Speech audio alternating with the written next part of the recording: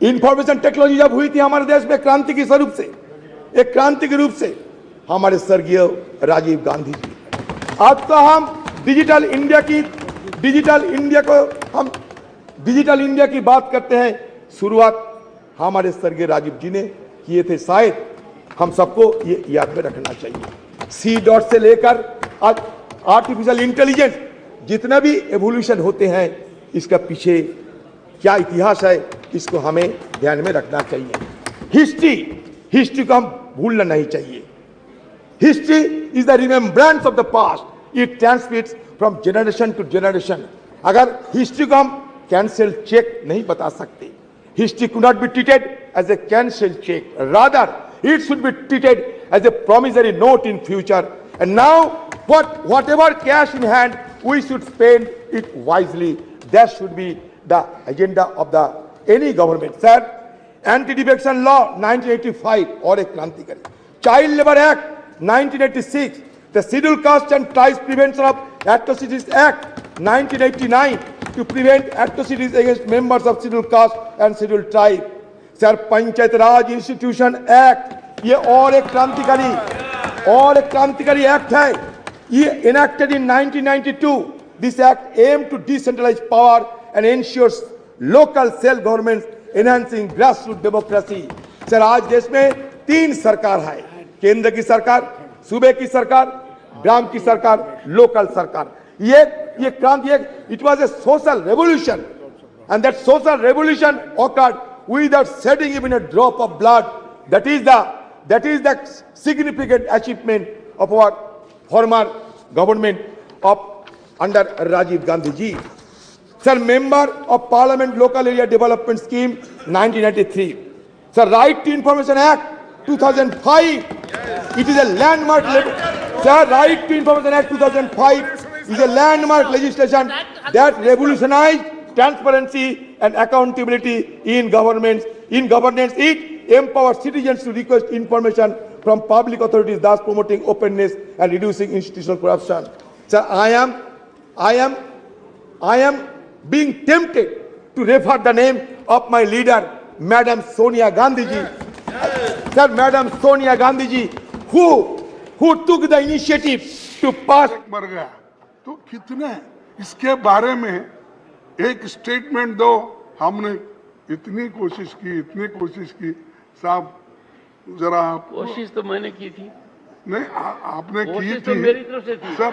नहीं कि हर हालत में चर्चा हो, नहीं आधी रात तक चर्चा हो, बोलने दिए सर। नहीं, आप अरे भाई, तुम क्यों ये उनको इरिटेट करते हो? सर, आप तो कोशिश किए हैं, लेकिन आपके बातों को भी वो नहीं मानते। ये मुश्किल है ना। आप हमको बोलते हैं, उसीलिए हम बार बार आपके तरफ देखते हैं।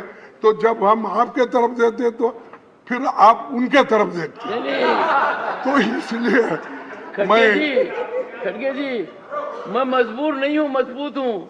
आप मजबूत, मेरी बात को मानते तो लोकसभा से पहले चर्चा होती, ज्यादा सार्थक चर्चा होती। अरे साहब, डेमोक्रेसी में प्रधानमंत्री और गृह मंत्री ने लोकसभा में कहा, मैंने बड़ी कोशिश की कि इस सदन में व्यापक चर्चा हो, आपने होने नहीं दी सर।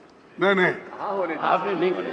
ये देखिए 267 सर, 267 ये देखिए, ठीक। अरे वो बात गई, जाने दो, बात गई है और रात गई कुछ। सर, नंबर में नहीं आते। लेकिन आज क्या हो रहा है इम्पोर्टेंट बात ये सब देख रहे हैं। सर, वो देश के कोने कोने में जाते हैं, लेकिन मणिपुर क्यों नहीं जाते?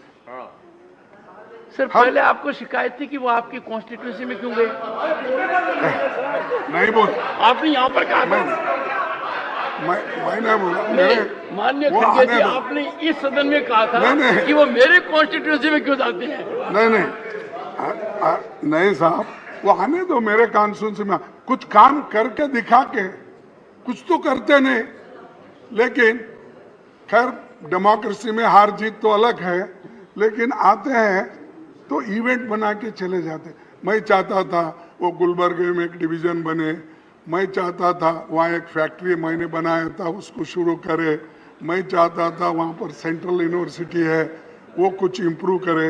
और कहाँ हमारे यादव साहब कहाँ है, हमारे लेबर मिनिस्टर, उनसे तो मैं आते जाते नमस्ते करता हूँ, साहब मेरा क्या हुआ, एक एम्स बना के दो, वहाँ बहुत बड़ा हॉस्पिटल बना है, तो वो उनके कंट्रोल में है, उन्होंने क्यों उसको इंटरेस्ट नहीं ले रहे। जब तक मोदी साहब का परमिशन नहीं मिलता तब तक वो नहीं देंगे। मेरी मुश्किल ये है कि आप सरकार के ऊपर, सरकार को क्यों रिक्वेस्ट नहीं करते, रिक्वेस्ट नहीं भाई, दबाव डाले तो भी नहीं कर रहे। और आते जाते मैं समझता 50 सलाम तो हो गए होंगे मेरे यार, 50 सलाम, हाँ 50 मेरे बाजू में है ना फिर, तो ये ऐसा। और अच्छी बिल्डिंग है, उन्होंने खुद देखे हैं, देखकर खैर जाने दो, हमारी किस्मत अच्छी नहीं, मेरे लोगों की किस्मत अच्छी नहीं, वहाँ के लोग पहले ही बैकवर्ड है और भी उनको दूर रखे हैं। तो ये मणिपुर को जाना था, वहाँ पर उनके दुख दर्द को देखना था, लेकिन किसी वजह से वो जा नहीं सक रहे, लेकिन इससे ये अच्छा नहीं हो। सर सभापति जी, अटल जी ने अपने कार्यकाल में 21 बार बयान दिया, अटल जी ने अपने कार्यकाल में 21 बार बयान दिया 6 साल में। डॉक्टर मनमोहन सिंह जी ने 30 बार बयान दिया। केवल हमारे मौजूदा पीएम साहब ही ऐसे हैं जो सदन में 9 सालों में कस्टमरी बयानों को छोड़ के केवल 2 बार बोले। ये डेमोक्रेसी है साहब। अब इसको क्या कैसा सुधारते, मैं आपको ही छोड़ देता हूँ। सर दूसरी, सर थोड़ा सा ज्ञानवर्धन कीजिए, ये कस्टमरी बयान कौन सा होता है? हाँ कस्टमरी बोले तो ये अपने राष्ट्रपति जी का, ये जो ऐसे इश्यूज रहते ना, कस्टमरी नहीं सर, बोलना ही चाहिए। सबसे महत्वपूर्ण तो वही है। नहीं, दिग्विजय सिंह जी, ये महत्वपूर्ण मुद्दा है कि यदि अगर प्रधानमंत्री उन कस्टमरी मुद्दों पर बोलते हैं वो कितना आवश्यक है। I am not in defence of anyone, but I am on hard facts. मैं तो समझता था कि माननीय खड़गे जी को शिकायत होगी कि प्रधानमंत्री जी इतना ज्यादा क्यों बोलते हैं लोकसभा में, राज्यसभा में। साहब नहीं साहब, सुनो नहीं साहब, I will ask the secretariat नहीं have full update on this and inform leader of the opposition नहीं इन नेक्स्ट 3 days। आप अपने स्टाफ को पूछिए, अटल बिहारी वाजपेयी 21 बार बयान दिए।